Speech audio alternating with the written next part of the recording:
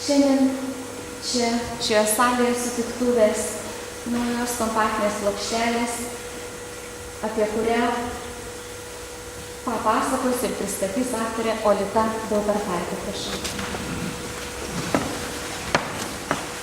Šiandien graži diena ir ne tik dėl to, kad šviečia saulė ir dar vasarėjantis Lietuvos peizažas, dar nerudenėjantis. Ir kad Rokišky vyksta tokie gražūs dalykai, tokie reikalingi, teisingi. Išvakarėse, kaip meras sakė, Baltijos keliasdešimtmečio paminėjimui ir žmonių, tautų vienybės, laisvės paminėjimui. Ir šiandien ir visai rašytojų gildijai, ir mums susirinkusiems, ir tiems, kurie myli, žino literatūrą, yra didelis džiaugsmas, kad Liudo Dovydėno, rašytojo Liudo Dovydėno premija yra įteikiama rašytojui Grigorijui Kanovičiui ir skaityti jį didelis malonumas ir tyliai, ir garsiai, kaip rodė Aušra, tą norisi daryti ir man, ir gaivinti. O pernai atvažiavau kartu su pernai metų Liudo Dovydėno premijos laureatu Donaldu Kajoku rašytoju ir skaičiau iš jo romano, bei turėjau Liudo Dovydėno, nepamenu kurio rašto tomą, atsivežus iš gastrolių iš Čikagos. Ir aš paskaičiau kartu ir rašytoją Liudą Dovydėną. Bebendraudami su mecenatu rašytojo sūnumi Jonu Dovydėnu, mes padarėm tokį biznį, galvojom, kaip čia užbaigti. Ir šmaikščiai ir įdomiai įvardinta, kodėl neįrašius į mikrofoną Liudo Dovydėno tą kūrybą. Jo kūryba labai įvairi. Ir iš pradžių apsiriboja lygiai diena, vienu kompaktu, ten, pavyzdžiui, apsakymai, o labai šmaikščios pasakos, kurios yra pilnos ir liūdesio, ir gėrio, ir grožio, kitos begaliniai linksmos, humoristinis. Tai taip, kad susirašinėdami sugalvojome, kad biznis ištrydyti kompaktų ir didelį ir džiaugsmą, ir rūpestį, turėjau rašinėdama mikrofoną, jo ištarmę, lyg ir buvodama tam prieškario kaime ir kartu šitose pasakose, kurias skaičiau. Ir taip gražiai aplinkybės ir Dievas pasiuntė, kad šiandien yra premjera ir Jonas Dovydėnas atsivežė iš Vilniaus, atsiųstas iš Šėno, kuris leidžia vieno aktoriaus teatro aktorių balsų kolekciją šitos kompaktus. Tai čia mes, jeigu mums pavyks truputėlį, norėtųsi pasiklausyti, pažiūrėkime, ar garsas čia paleisime toliau. Vadinasi, gyvenimo pilnatvė. Liudas Dovydėnas, apsakymai. Atsiminimų keliais. Dar kartą pasikimš pirkę, šio vakaro prieglandoje baigsiu auksinės šienapjūtės pasaką. Nepabaigiama pasaka, mano senas bičiulė, draugė ant gerų dienų, kai šunys gražiau lojo, dienos buvo skaidresnės ir pas kiemų vartus sutikdavai duonos kvapti, užliejusią kiemą ir pusę sodo. Buvau vieną vakarą prie Atlanto vandenyno, vienui vienas, jei neminėsime amžino vandenų ošimo, ir ėmė įdėti dalykų plaukimas.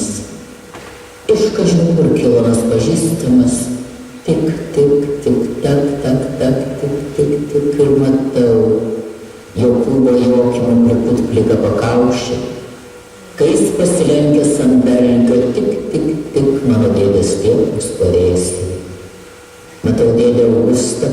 grįžtant iš daržo, papjovus arklėm šieno, nes rytoj anksti rytą važiuosime.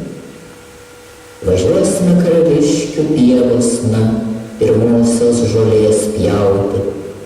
Emilija Miliūtė atneša putoto pieno kibirą, liepdama man pasaugoti nuo kačių, nes jinai pabėgėja į rūsį skardinio puodo, kurin sukoš pieną, dešinės šienapjūtei tolimuose pievose. Ir Emilija Miliūtė važiuos, ir dėdė Augustas timpčios vadeles, ir čiūps dūdelės susuktomis lūpomis, nušartų arklių nepavarydamas. Važiuos ir Jokūbas Jokimas, 7 sūnų tėvas, storas apskritas senukas, kuris neištarė čia ir ž. Ir iš jo bus visiems juoko kaip krekino. Važiuos ir Simonas Varulis, tasai Ciesoriaus Laksantos kareivis, gyvenęs Kinijos žemėje, kur tu baltasai žmogau, esi amžinas svečias. Jis papasakos anuos nuotykius, nusidavimus. Mums sugulus ant šieno tai laukiniai daržiniai, kur žiemą kiškiai sulenda pro pamatus, vasarą pro parskydusi šelminį, matyti grimo tvirti ratai. Važiuos ir Emiliūtė ir Kristina, tos 2 vienodos seserys, kurias vienam maiše ir vienu skridimu atnešė senas didelis gandras. Važiuos ir aš, nes reikės nešiuoti pjovėjams vandenį, vaikyti perntų vaikus ir visiems ko nors prireikus surast, atnešt. Užmesk dar kokį šakarį ant židinio, tegu ir tavo šuo dar kartą susirambo pečiaus šilumoje. Dar paseksiu pasaką apie našiną pjūtę, kurios dalgių plakimas. Šieno kvapas dažnai mane lanko tarp miesto gaudesio, triukšmingo, stotyje traukinio laukiant, svečioje šalyje, tarp svečių daiktų ir veidų.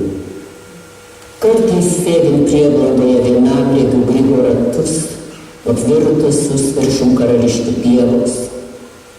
Ir matau per plačią pievą be kepurės, žengiantį dideliais žingsniais dėdę Augustą. Jis pradeda brydę, liniją tarp savos ir Janjono pievos. O mus apsupa Karališkių miškai, kiek tik akis pasiekia. Užduskintose beržynuose, alksnynuose, jei ne visas pievas skrodžianti lakštana toje upeliūkštė, kur dėžiai vaikšto atbulėra javuose šnera maženčiukai, motinų suvesti iš apylinkės balų. Vėl regiu Emiliją Miliūtę žengiančią takeliu prie krūmų, sugrėbiu ant pečių ir lauknešėlių kitoj ranko. Ji vėl susirišusi mėlyną skarelę ant savo šviesiai geltonų kasų. Jinai liekna ir liauni, sakytum žemės kojomis nesiekia. Tik jos mediniokai šlepsi, atsitrenkdami į mikliai kilsnojančius nuodus užkulnius. Bet aš grįžtu, pasižadėjęs greit baigti pasaką, anų auksinės vasaros dienų. Regiu pupkutę priblėsiu ir šuva žiovauja mūsų židinio šilumo. Ačiū Mindaugai. Ir labai mažytė visai ant smagumo. Iš linksmų pasakų. Kvietimas į vestuves. Kartą pas senuką atbėgo lapė, sena kaimynė, ir prašė senuką padaryti alaus. Tai kamgi tau, kaimynėlė, tas alus? Klausė senukas. Nėra kaip sakyt, kaimynėlė, širdis dreba, kūnas virpa, nėra kaip sakyt. Labai susijaudinusi atsakė lapė. Perbraukusi uodegą, suolą, atsisėdo už stalo. Kodėlgi nesakai, kaimynė? Vėl paklausė senukas. Apsidairė lapė, viena užsikrypt, kita švilpt, paskiau nežymėki mirktelėjo, rodydama į duris. Suprato senukas lapę kviečiant prie 4 ausų pasišnekėti. Išėjo abu į priemenę. Matai, kaimynėlį, regiu vaikigalį, o prie mažo vaiko nenoriu prasitarti, kalbėjo lapė. Aš jau tokio būdo, man kad viskas kaip reikiant, kad iš šuo nelotų. Kaimynė geras šitas anūkas, nors jis ūgiu neiškilus, bet brantus ir kaip senis. Gali būti kaimynė, bet visgi ko nekviesi prie bliūdo, tai nesiūlyk ir šaukšto. Mat kaimynėlį, kaip žinai, vieną sūnelį neturiu ir tą dabar turiu apraudoti. Aki laimė keliauja, bet vis matai motinos širdis verkia juokdamusi, verkia verdama. Matai išleidžiu sūnų į užkurius, net už 3 kirtimų. Vieta gera pasitaikė ir marti, žinotum pieno ir krauju švyti. Kaip nesidžiaugti, kaip? Senukas tikrai nudžiugo, nes Lapės sūnus garsėjo girioje ne savo gerais darbais, o paukštelių gaudymų lizdų draskymu. Į vestuves, kaimynėlį kviečiu, jau nepasididžiuok. Jeigu jau ir tavo šitas pilvauziukas užsimanytų, atsivesk. Vietos užteks, gerybės visokios jau negailėsiu, savo vieninteliam. Tik jau ateik, gi kaimynas esi dievulį baltas, tai kasdieną vienus takus išminam. Dėkoju, tikrai nueisiu. Aš jau džiaugiuosi, kad nepamiršai, nueisiu su anūku, atsakė senukas Lapei. Kai dėl tų visokių pyragų, alaus ir mėsiško, tai per daug nenešk, nevark. Ašgi savo gerybės neturiu kur dėti, ulbėjo Lapė, čia uodega vikstelėdama, čia ausį kriptelėdama. Matai, jeigu mėsos kokį porą kumpių, skilandėlių, pyrago iš kokios lietuvės miltų, tai jau geriau būtų, kad vežimuku nudilentų, daug lengviau. Taigi, matai, koleikas, dar nepasakok niekam, ypač tam vilkui pilkauodegui, matys tas savo sūnų, tarėksnį nori už tos pačios išleisti, nesulaužtų. Aš jau niekam užtikrino senukas. Ak, matai, ašgi nebijau. Jau mes Lapės esam žinomos visoje aplinkė, jau kaip gerumu, taip ir teisybė. Esam gana apsiskelbę, bet visgi nenorėčiau, kad sužinoję imtų raišyti. Taigi, tarp kitko, kaip jau sveikas esi pasižadėjęs, padarysi alaus. Kad aš dar nežadėjau, teisinosi senukas. Dabar su tais darbais esu labai užsiėmęs. Tai jau čia dabar. Tai kokios gi vestuvės be alaus? Jau nors vieną statinaitę. Taigi gerai sakai, kad ten vieną jau, kad užsiimi tai padaryti. Nors trejetą statinėti. Nors senukas nieko nesakė, bet Lapė kalbėjo toliau. Gerai sakyta. Jau jeigu trejetas, tai nebe kas dar vieną statinėlę, o tai ir bus 4 statinėlės.